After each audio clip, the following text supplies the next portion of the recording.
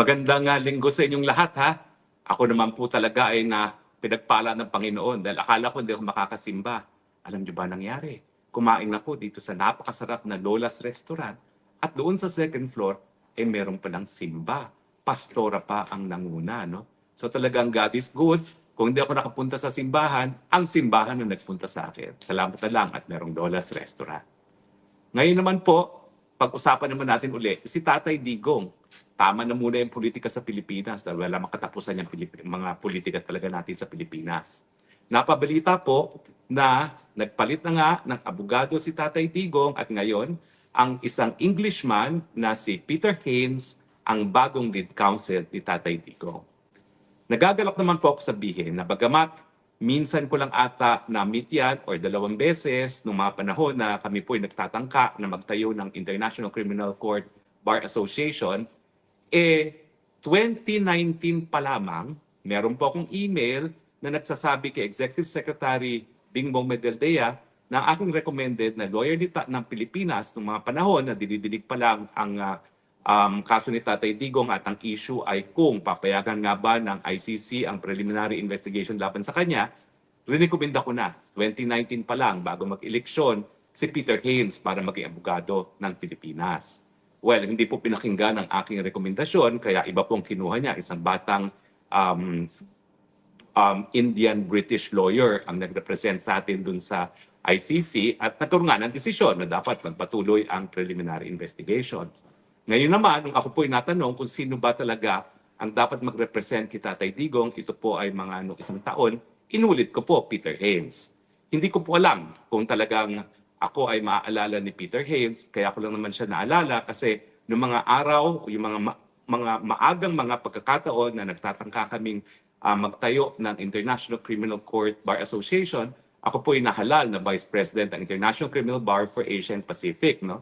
At naalala ko na isa siya na batang-bata pa kami pareho noon, pero mukhang ang dami na niyang karanasan pagdating po sa international criminal law. No? Siya po ay nagsilbi na nung mga panahon pa lang doon. Ha? Ito po ay siguro mga early 2000 pa ito. No? Bagong-bago pa ang ICC, kakatatag pa lang na ICC. No?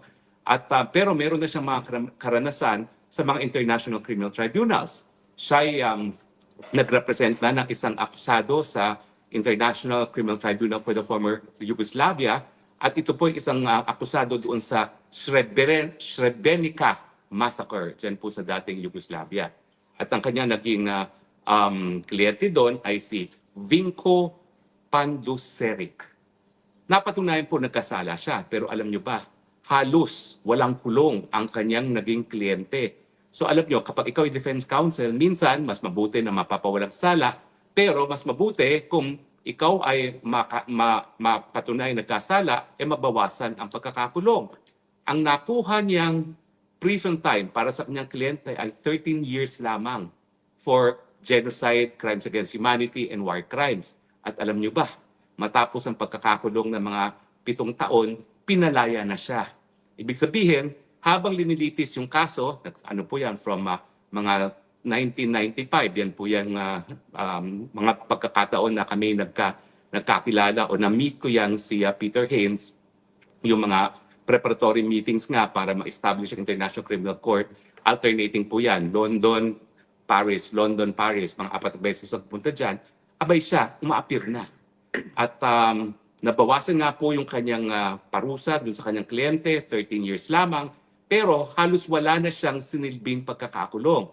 Kasi matapos siya mahusgahan na guilty dahil sa good behavior at nakaserve na siya ng 2/3 ng kanyang imprisonment, labas na siya sa kulungan. So, mantakin nyo yan, ha?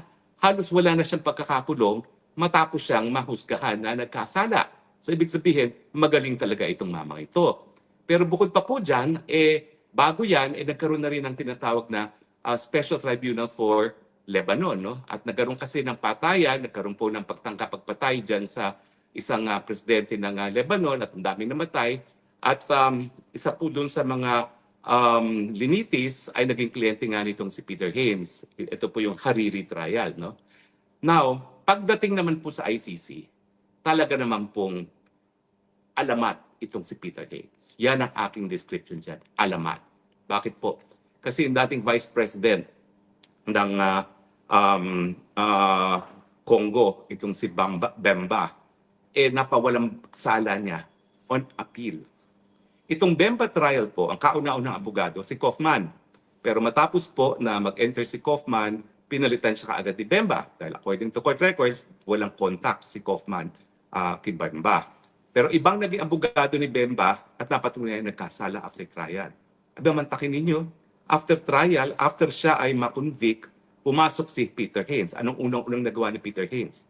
Maski meron ng conviction, nabigyan niya ng interim release si Bemba. At siyempre, matapos ang dinggin ng kaso ng appeals chamber, napawalang sala si Bemba. Kaya naman ako, nung nabasa ko itong kaso ni Bemba, abay sabi ko tama yung naging decision ko na 2019 na i-rekomenda kay Medialdea itong si Peter Haines, at tama rin ang naging rekomendasyon ko dito sa pamilyang Duterte na si Peter Haines ang pupwedeng kunin kung gusto nila magpalit ng abogado. No? So natutuwa naman po ako na talagang alamat ang nakuhang abogado ng pamilyang Duterte para kay Tatay Digong. At ako po ngayon, makakatulog talaga ako ng mahimbing knowing na si Tatay Digong has the best ever legal defense na makukuha niya sa International Criminal Court. Siguro naman, alam nyo na, hindi araw-araw akong pumupuri sa kapwa-abogado. Number one, kasi po, professor ako kaya alam ko talaga kung paano talaga i-evaluate ang performance ng mga abogado. Pero talagang ito pong si Peter Haines, bow po ako dito. Napakagaling. Pero hindi lang po siya batikan sa mga international tribunal. Siya ay batikan din doon mismo sa United Kingdom. Mantakin nyo, dinimanda niya ang UK government dahil sa torture. Oo, sa Cyprus. Dinimanda niya. At hindi lang po yan. Dinimanda pa niya ang ICC para sa daños perjuicios matapos na mapawalang sala itong si Bemba. 75 million euros. Mantakin niyo yan. Ang tapang. Dinimanda rin niya ang sariling gobyerno. Dinimanda niya ang ICC. Di ba? Yan naman ang dapat maging abogado ni Tatay Digong. Now, ano pong unang-unang ginawa ni Attorney Haines? Tama naman. Kinwis niya muli yung physical at mental condition ni Tatay Digong para tumayo sa paglilitis. Bakit po importante yan? Kasi bago na po ngayon yung chamber na didinig ng kaso ni Tatay Digong. Alam ko, nagdesisyon na ang pre-trial chamber na he is fit to stand trial. Alam ko na yung desisyon na yan ay nasustain ng appeals chamber. Pero dahil 81 years old, mag-82 na. 82 na pala si Tatay Digong, hindi lang 81, 82 na. Dahil nga at 82, mabilis talagang mag-deteriorate ang estado ng pag-iisip at kalusugan ng isang tao na gaya ni Tatay Digong na 82 years old.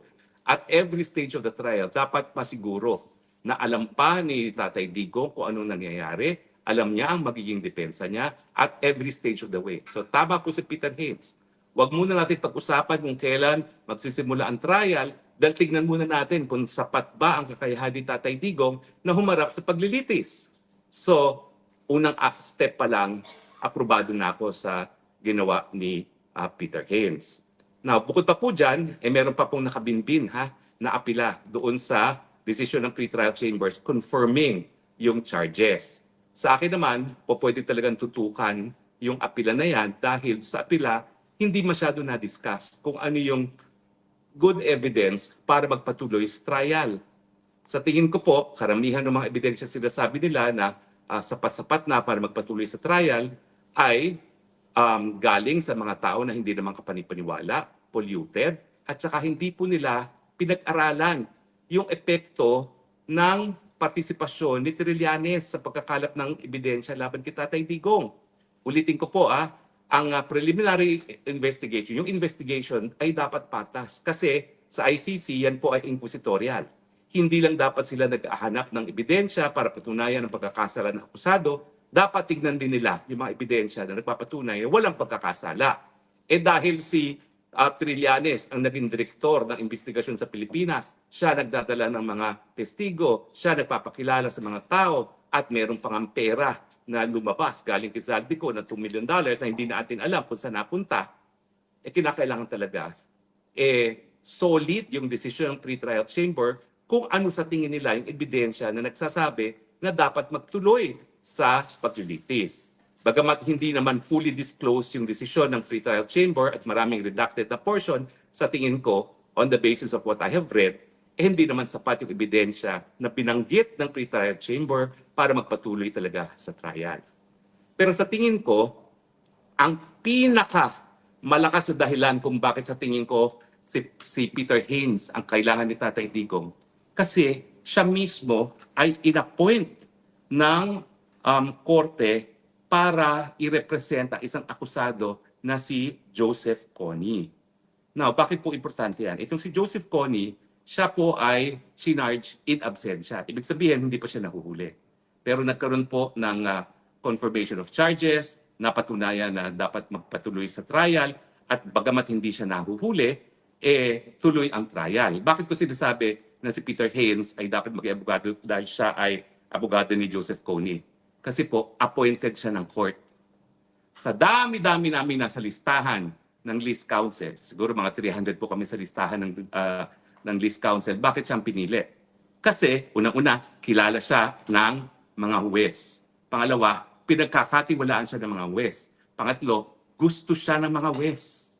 Yan po ang pinaka-importanting bagay kung bakit tama ang desisyon na pamilya Duterte at ni Peter Haynes. Gusto siya ng mga huwes. Bakit? Dahil sa kanyang mga paglilitis ng kaso, hindi siya ever nag-question. Hindi siya ever nagpa-inhibit. Hindi siya forever kinwestiyon ang pagiging patas. So natural, tao rin naman ang prosecutors, tao rin naman ang huwes. Pag sinabi mo na hindi sila patas, magagalit yan. At paano ka naman mananalo kung galit sa yung judge? So yan po talagang alas ni Peter Haynes. Gusto siya ng mga mahistrado ng ICC. At dahil po dyan, kampante ako, Tatay Digong, makikita rin tayo, makakauwi ka rin, at magkukwentuhan na naman tayo doon sa iyong bahay kalapati sa Davao City. Maraming salamat po sa inyong patuloy na pagtangkilik, ha? Hanggang sa muli, ito po inyong Spokesang Bayan nagsasabi, patuloy po nating pagdasal na makauwi si Tatay Digong, patuloy po nating pagdasal ang ating inang bayang Pilipinas. Ito po ang inyong Spokesang Bayan, reporting live from Europe, saying, I love you Philippines, you're the only country that I have, you're the only country that I love. God bless the Philippines. Bye!